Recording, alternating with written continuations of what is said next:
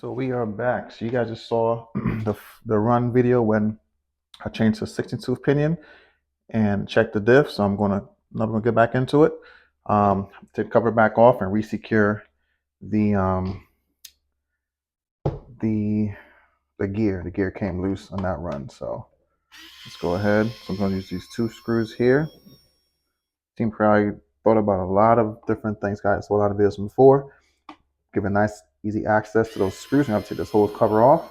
You get access to both these screws here and the two in the front. So you shouldn't really have to remove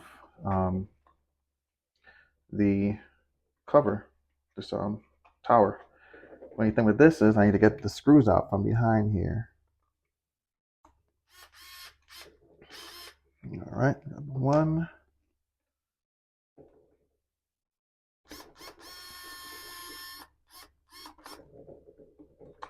And the two. All right, so I got both screws here out. Let's see if we slide the cover out. Boom, just like that. Nice and easy. That's the screw here. It did move.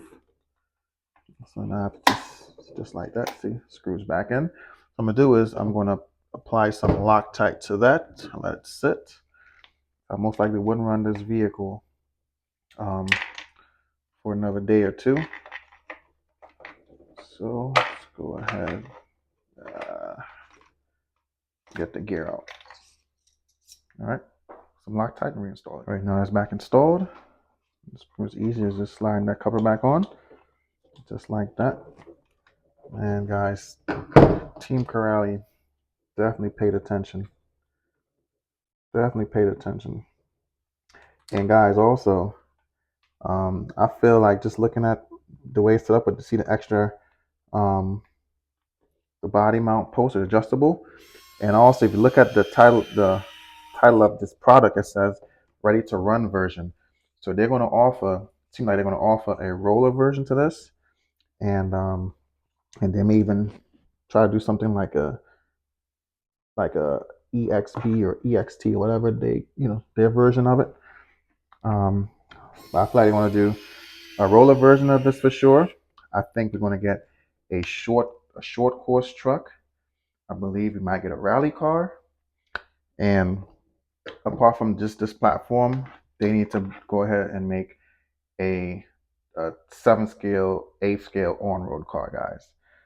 I really want Team Corrali to do an on-road car because their on-road cars are amazing. So again, Team Corrali, if you're watching these videos, we need an on-road car, 7th scale, 8th scale, like a GT car. We need a short course and a rally car, guys. Maybe this platform, a whole different platform, but definitely, this or bigger, 7th scale, 8th scale, whatever. So go ahead, Team Corrali, give us something, or even like an infraction version with, you guys got plenty of stuff you could do. But anyways, back to the video. All right, so in this video, we're going to look at the front and the rear diff. Again, I have not looked to see how it's done, so I'm going to be learning as I go. So let's go ahead and get into the video. Bring the camera back a little bit, get a better view, and let's just start digging into it, guys, and see what we need to do to get into the diff. All right, just looking at the manual, just to speed up time, looks like shock tower, body post, and then 2 screws in the bottom, and then we should be able to slide this cover off in the front. So let's try that and see if that helps.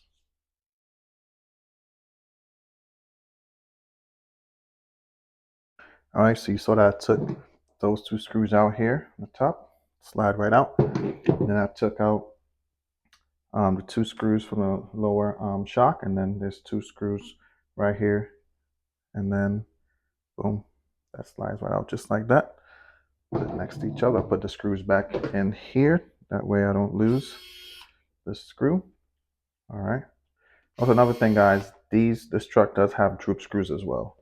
It does have droop screws, and then once you take those out, then you have these 2 screws here, and then there's 2 at the bottom as well, and you should be able to slide that out. So I'll do that in real time. I'm trying to keep this video nice and short, guys. There. There. So, these screws back where they belong so you don't lose it. Just like that. Slide them back in, guys. I'm working on the car for the first time. This is exactly what I do.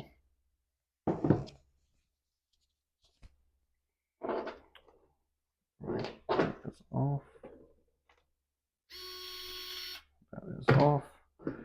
And then the bottom should have some screws. So I'm guessing I need to remove the skid plate real quick, guys. All right, maybe it's the front two screws of the skid plate. Let's see if that's what it is. Or I have to remove the whole skid plate itself.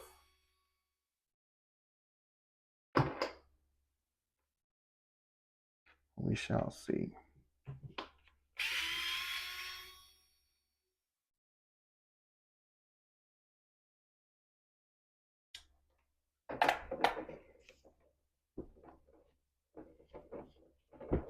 Well, let me remove the skid plate, guys. There's 4 screws at the bottom.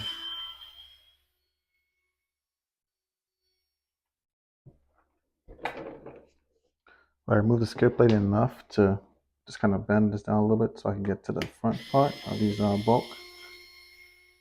So we'll see if that's what it is. All right.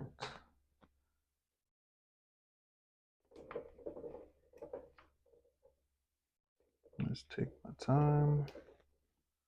Don't mess anything up.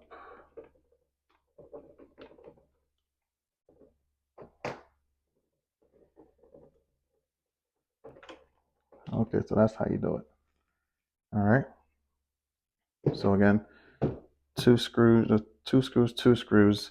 Remove the 4 main screws at the bottom of the skid plate, so you can flex the skid plate down like this, and then you're able to get the 2 screws in the front, and then boom, voila. Here's the front diff, guys. It has a shim on the left side. Looking at it, see that? There's a shim right here. Okay, no shim on that side. I mean, I'm pretty sure it has diff fluid in it, but again, just to check it and see. So let's go ahead and open this diff. Alrighty.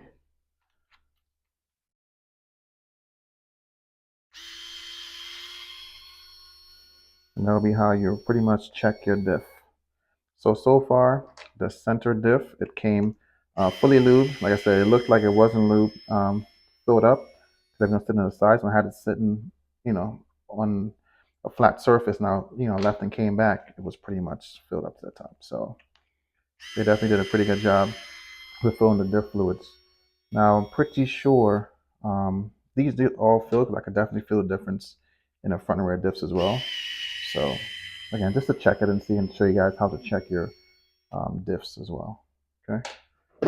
All right, now let's pop it open and see what we are looking like. All right, come on, there we go. Again, there's diff lube in it. This is what everyone looks like, but I'm pretty sure it's filled. So that's pretty much how you would check your diff fluid, and it does have fluid in it. All right, so let's put it back together and move on to the rear.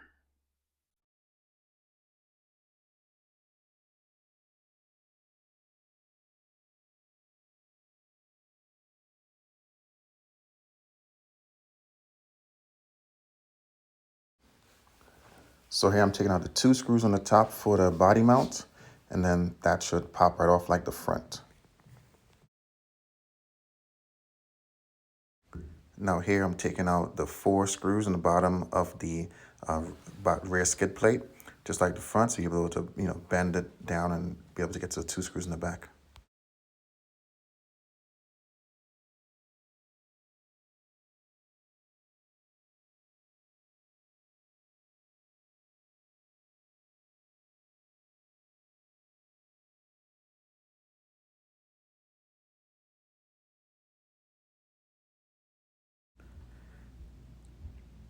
All right, so here I'm taking out, should be 2 screws, one on each side of the lower part of the wheelie bar mount. And then I'll be moving around to the front side where you see I have the little nut, wheel nut driver, where I'll have to use the screw from the front side of the shock tower to unscrew it and hold it with the nut from the back. All right, this is what I'm talking about, the screw in the front side of the shock tower. That's what you're going to need to loosen up to get to the to get the other cover off in the back.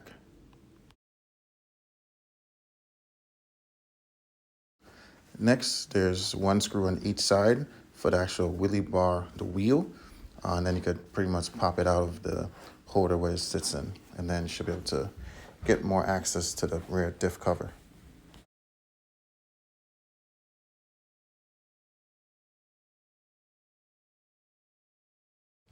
So here's where I'm removing the diff housing cover, the rear diff cover, and then see down here, that's why I took the 4 screws out in the bottom of the skid plate, so I'm able to flex the cover down and get to those 2 screws at the bottom as well.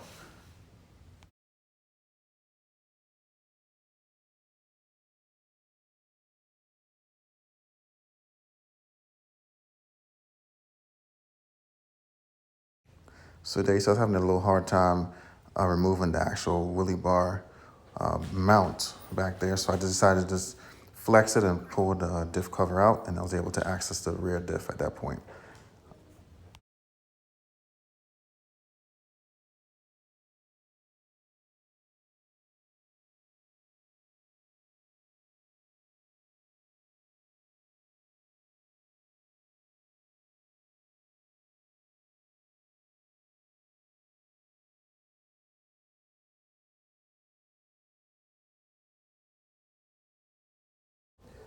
So the rear diff could have used a slight bit more lube in it, but it definitely had diff lube. It wasn't dry.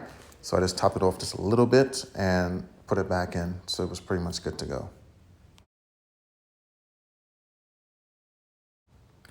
So here I am, put the rear diff back together. And then quickly, as always, guys, just want to thank you guys for watching the video. I'll catch you guys in the next one.